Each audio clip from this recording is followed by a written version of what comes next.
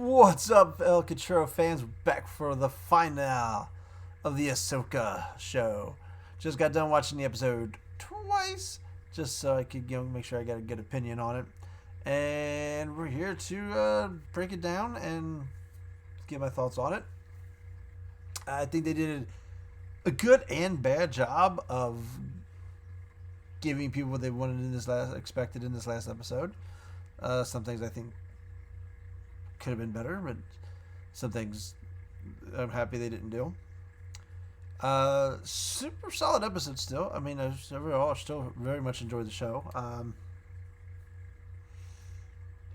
8.5 on this one, probably 8.5 for the finale here. So the show's has been hanging around an 8 the entire time for me, with a couple, some episodes that hit 9. So it's a really good show, even though it's got its plethora of hate votes online. If you go find the hate tubers if you want to go listen to someone bitch and moan about the show. At least made it a minute before I said a curse word. So yeah, give this an 8.5 overall. I'd probably give the whole season an 8.5 as well. Like I said, it's been a very fun watch and been super excited with it. Really, so I super enjoyed the finale. I wish we could have got a little more of certain characters. I'm happy we didn't lose a character. I'm happy they didn't do what I thought they were going to do at the ending, which made me worried for a minute. We got the backstory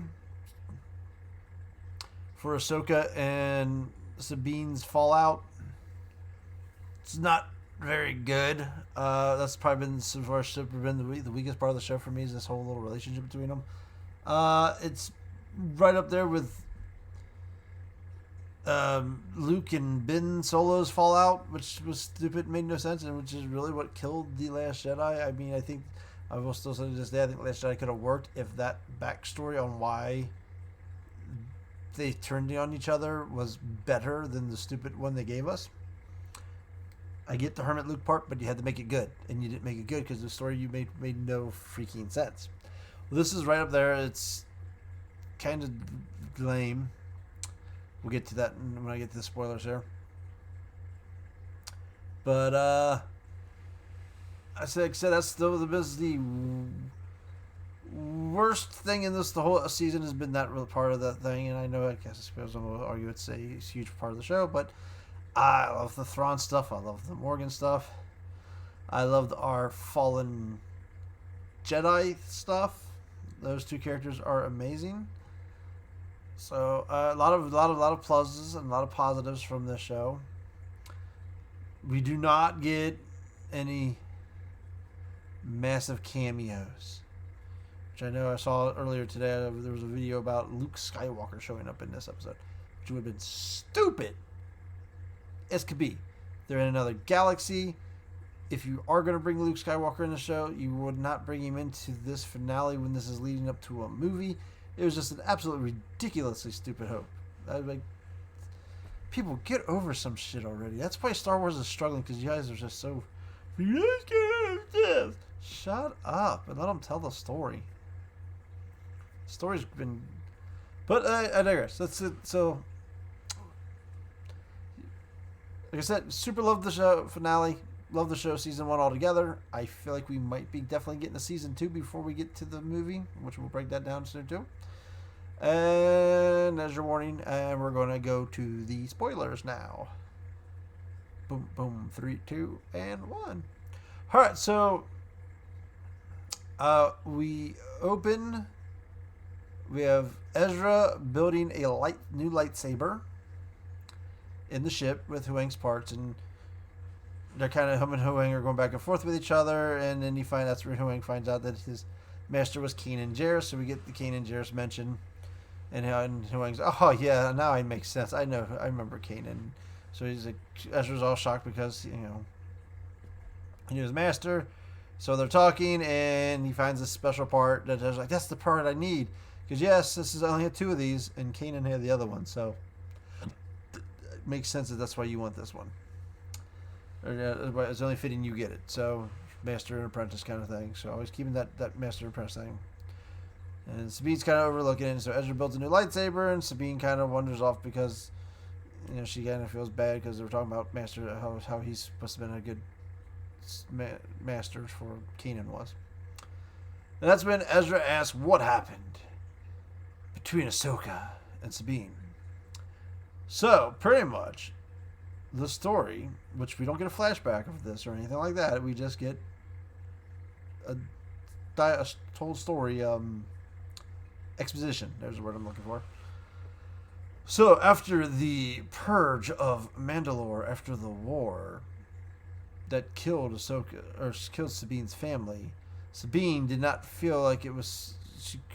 Didn't want to. She thought Sabine was trying to learn to be a Jedi for the wrong reasons, and that it was going to be for revenge, and I guess Sabine would turn to the dark side.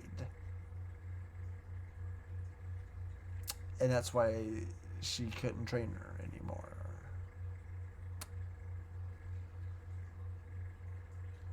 That's so weak. So weak. That's like I said, it's like, Luke thought Ben was going to turn to the dark side, so he was going to strike him down, but then he couldn't. I mean, it's almost as bad as that. Not to mention, the Purge of Mandalore should have happened pretty early on, to my knowledge. Did we get an official date from that, from the Mandalorian show? We know in Rebels, Sabine and Ezra go help Bo-Katan and Sabine's family to take out the Gar Saxon and the Imperial Loyalist Mandos. And that's where Bo-Katan gets the Darksaber. And then they go on to do their whole thing with Thrawn, and Ezra disappears. Right as we're getting close to the Battle of Yavin there, I think. Pretty close.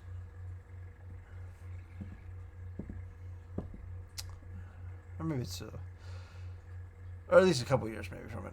So, to my knowledge, is the Purge of Mandalore would have happened somewhere in that same timeline that I always assumed it happened before the Battle of Yavin as well.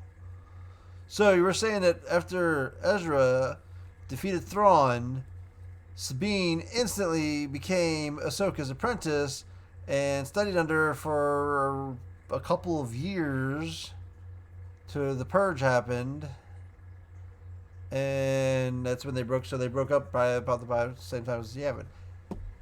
The timeline, the story is so weak. The timeline for it doesn't make a lot of sense because it's really doesn't fit well into the timeline.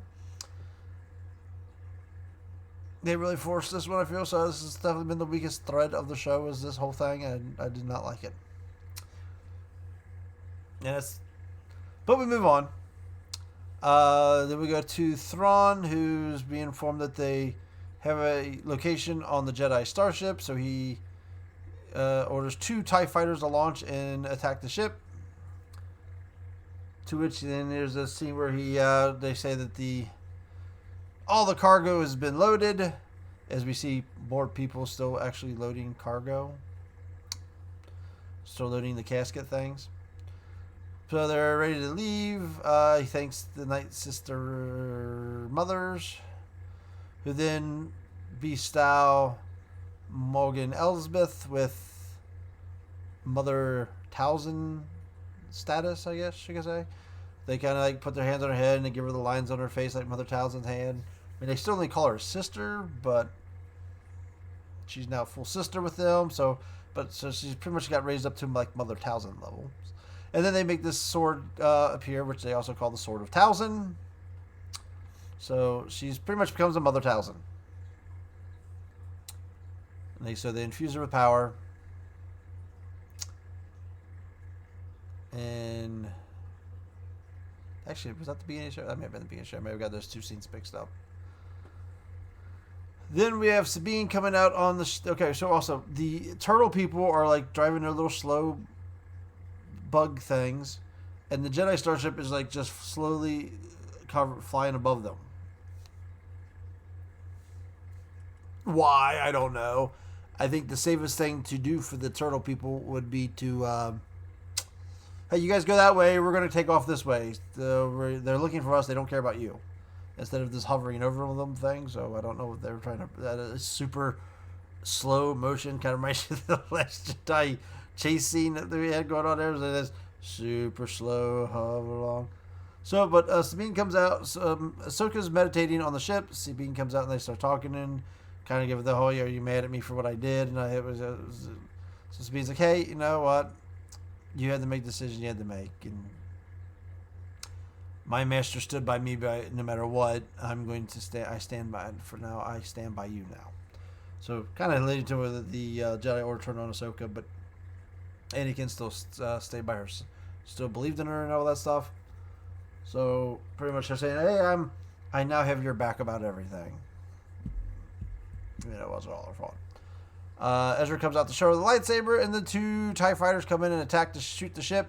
The ship starts stabilizer, so it starts to fall. So that Ezra and Ahsoka have to jump underneath to hold it, while Huyang and Sabine are trying to get it working.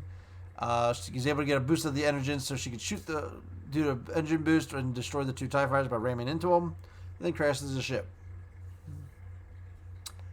And then they decide now they have to go on foot. So they get reported to the Thrawn, and he's like, yeah, that's acceptable losses, but yes. But now that means they can only do a ground assault, so let's prepare for a ground assault. As the guy will not be surprised by the apprentice of Anakin Skywalker. Well, actually, he brings that line up.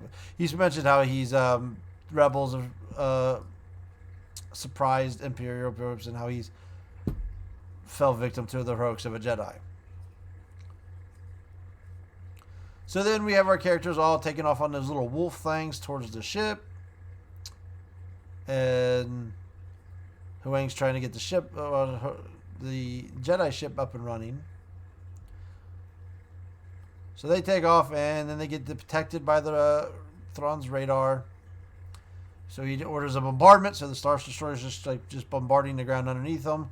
That's where he mentioned there's no negotiating with the apprentice of Anakin Skywalker. So then all three characters use the Force to open the door to get right inside the door as the door slams shut, so they don't get shot. We also at this point know that that Morgan Elsbeth has got two squadrons of stormtroopers that are now called Night Troopers, which is where we thought this was going to go once before. So they're giving us something that we thought we were going to get earlier in the season, that we all thought was going to happen when we first saw those stormtroopers. They're going to give it to us now. So there's two squadrons of stormtroopers have volunteered to be night troopers, and they know what it means. Kind of, if you know night sisters, you know where that's going.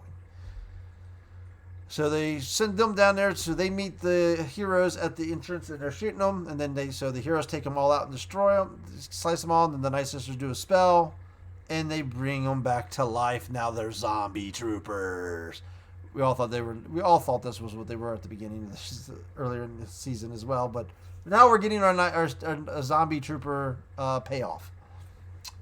So we get that, and so they all get back up. So they keep fighting them as they're fighting them up. Now they kind of waited till they got. So like they killed them all, then they get up to the stairwells. Now they bring them back to life so they can slowly chase them up the stairs. Okay. So they're working their way up there. And this is where Thrawn I'm a little sad because Thrawn kind of turns on Morgan here. So it's like, they're coming pretty quick and we can't let them get on the ship. So, yeah, I kind of need you to slow them down a little bit so we can get out of here. It's pretty much saying, hey, yeah, you need to go take on the Jedi and so we can leave. You can kind of see, like, she just understands that she's being left behind. And so it's like, it's for the Empire. That's one thing about Thrawn. He always keeps, every time people want to praise him, he goes, no, it's for the Empire. So he says, for the Empire, and she nods, and then the sister mothers walk by her, and she nods at them, which she says, for Dathomir. And then she goes off. And we see our troopers blow a hole through they did the whole little slice, the door locks, so the door falls down. Well, the troopers break through, and they chase him up, and then there's a room where Morgan's there with her Mother Talzin sword. And Ahsoka sends the other two off to Thrawn, so she says, I'll fight her, but she's mine. So we get a nice little battle here between those two, since like we had in The Mandalorian. So we get a nice little sword battle with the lightsabers versus a magic sword. Meanwhile, then Ahsoka and Sabine make it to the top of the fortress, where there's these two dark trooper-like stormtroopers. I'm not quite sure what they are. I don't know if they're like zombie troopers or just some kind of alien race. I don't know. It was not really made clear, but they're grunting, and so either zombie troopers in super Beskar like armor. It felt like, because they were able to take deflect lightsabers and take blaster bolts, or they're just some really, I don't know. Like I said, I'm not quite positive what they were. They were something that was kind of living. So they start beating the heck out of those two. As Thrawn decides, okay, we're ready to go. All right, let's start pulling off. So the Star Destroyer starts to leave. Then, so Ahsoka has her first big Force moment. Well, she kind of helped with the door earlier, but she's been disarmed and she's being choked up in the air by the guy, and she uses the Force to reach down and pull her lightsaber to her. She pulls it up right to the guy's head, turns it on and off real quick. Like so, bullet to the brain, right? That's how you beat a zombie. So she takes him out, picks up her guns. She distracts the one attacking Ezra, and he's able to pull his lightsaber and cut his head off. So then they run to the edge, and the ship's getting too far away, and that's when she says, "Hey, we can do this. You can jump, and I'll push you, and then you pull me across." And Ezra's kind of a little hesitant, like, I don't know if I should trust you. But then she ends up going with it, so he jumps. He does a Force jump, and then she does a Force push to push him the rest of the way. So now she's a Force user. She's now attuned to the Force that she never had to begin with, but whatever. So Ezra's now on the ship, and she's getting ready to go jumping, having to pull her, and then turns around, and she's running backwards. She sees Ahsoka fighting the night troopers with Morgan coming up after her, and we see her take off, run into the ship, and then it cuts away back to the fight with them two. So we're getting the fight going back and forth, and to get where Morgan says, "Ha, you are now all alone," and says, "You would die here alone." And then Sabine says that she stayed behind to stay with Ahsoka and stay with her master and help her master. So to that point we get, so then another, so we have the battle going back and forth with them, and then Ahsoka finally gets able to deflect Morgan's sword into the ground. Ahsoka doesn't have one of her lightsabers get destroyed, so she loses a lightsaber, but she deflects the sword into the ground, able to wheel it away from Morgan, and then with her sword and lightsaber does a spin and does a double slash to Morgan's chest and killing her. So Morgan is now dead. Where's our loss of the show? Yes, I know. We've noticed that somebody's missing, haven't we? I'm sure you have. We'll get to that. So they're fighting the troopers, and Ezra hears them call on the radio that the reinforcements coming. He see him, and he pretends to be a stormtrooper and answer him. And then he drags the stormtrooper off, doing pretty much Ezra stuff. They're doing good. Ezra is dead on like the animated series. Ezra, he's killing it. So they call, but the other two Jedi call for Huang, and they jump on his ship. As the Star Destroyer is lifting off, they decide to bombard the tower and destroy the fortress that they're on. So they're able to get on the ship as the fortress gets destroyed. I guess that would kill all the Dark Knight troopers, maybe. So they get in the ship and they start chasing after them, and they're trying to. And then that's when Thrawn opens up a comm and congratulates Ahsoka for being a worthy opponent, and talk about how I knew what to expect from you because I knew your master. Maybe you'll be maybe you're too much like him.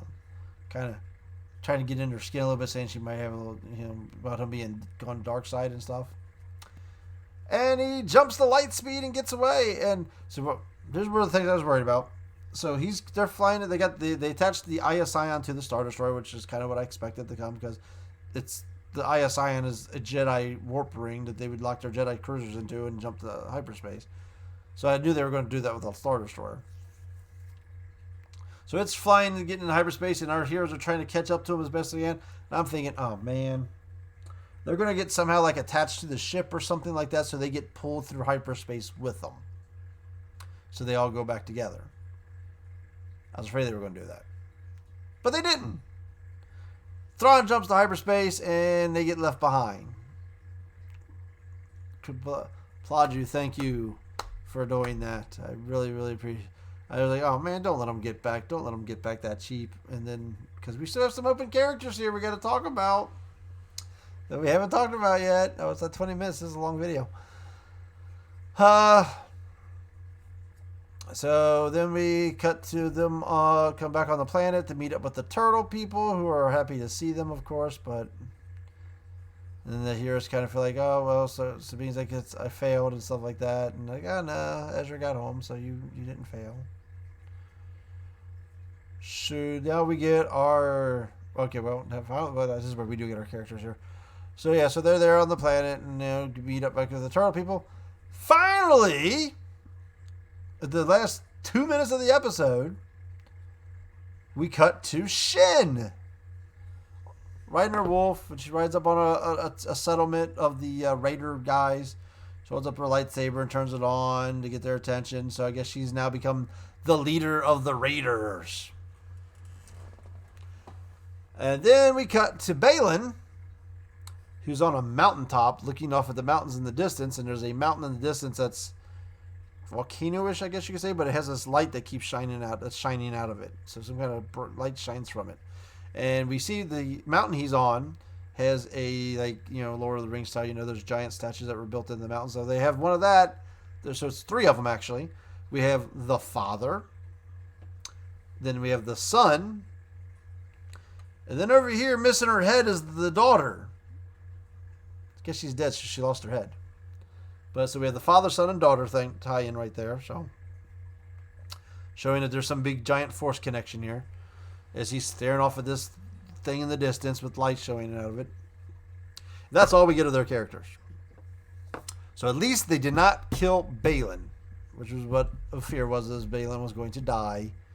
That was what kind of the expectation was. Balin was going to be the big bad for this season, and he was going to die at the end.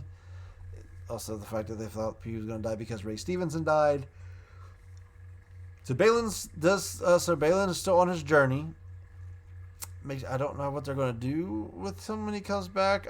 He's too cool of a character. I know it's going to be hard to find someone that plays the character that as well, but I think you have to recast. You just got to recast this character. I mean, there's a couple good options I think I've heard people mention, but I don't know if they'll go that route or not. But you can't just rely on the deep fake terror stuff and just barely use him. You got to recast the character because there's too much still to go with this character. But so we know he's still on his journey. Shin's now taking over the Raider people. I'm not sure what order I may do. These might be out of order. We see Thrawn's Star Destroyer approach Dathomir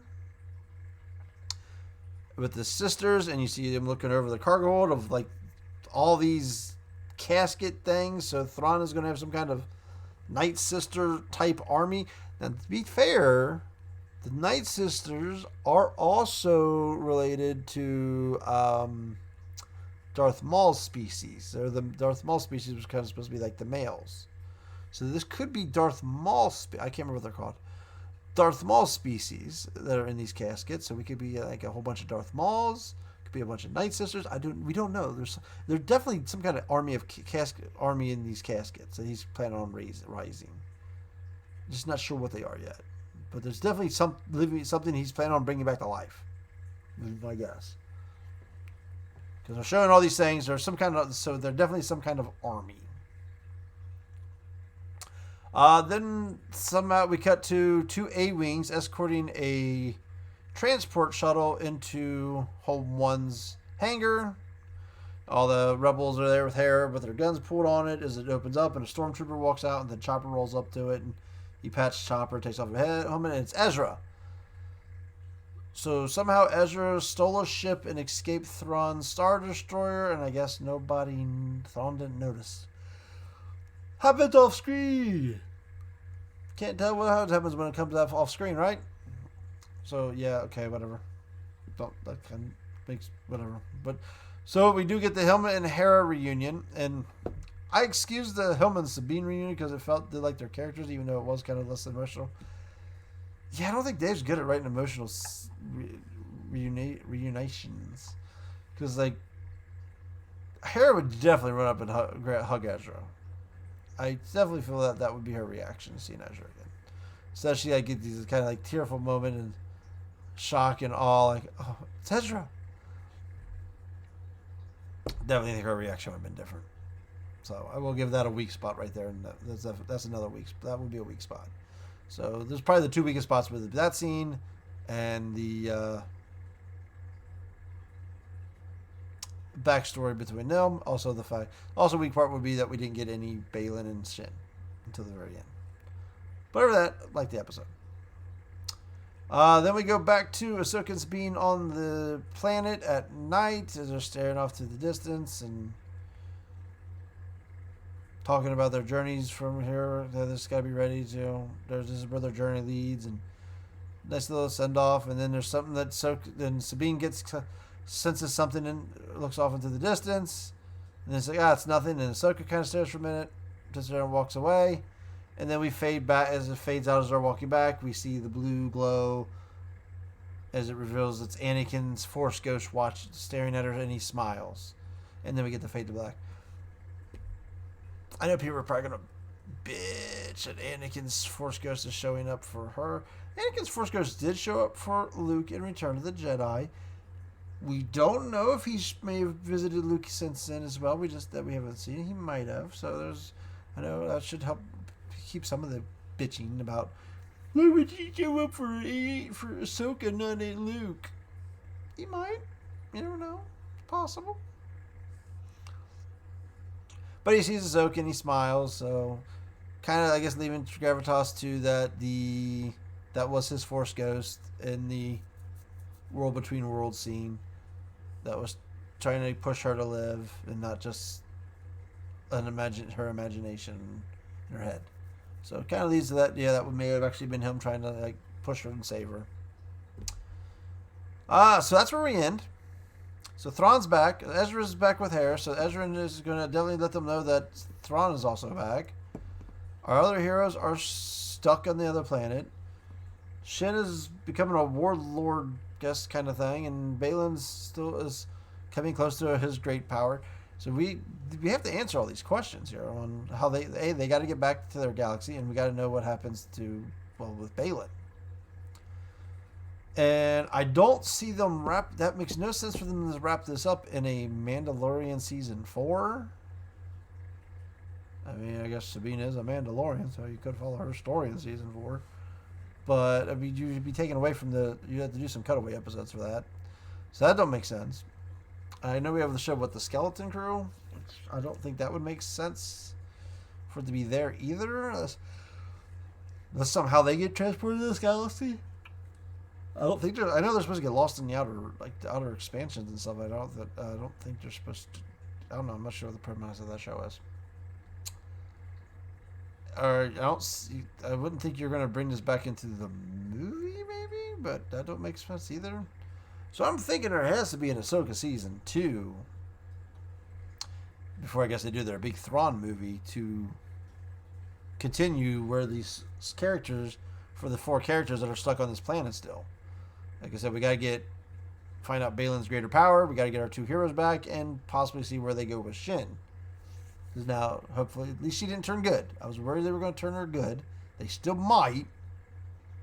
But right now she's just becoming, joining up with the Raiders, so I guess to be their leader. Would be my assumption there. So I definitely think we would get an Ahsoka season 2 to finish up these storylines. I don't see. It doesn't make sense to put it in another show, or in. Wait, save it all for the movie when it comes out. But definitely though, so that's season 1. It's really good. Like I said, I thought it was pretty damn good. It's one of some of the best stuff they've had. It's definitely better than a lot of stuff out there. I don't know why people have hated on it so much. It's definitely like 8.5. But I guess we'll have to see where we go from here until they announce something. So, there's my Ahsoaka Season 1 review. Thank you for watching. Until next time, Cachorro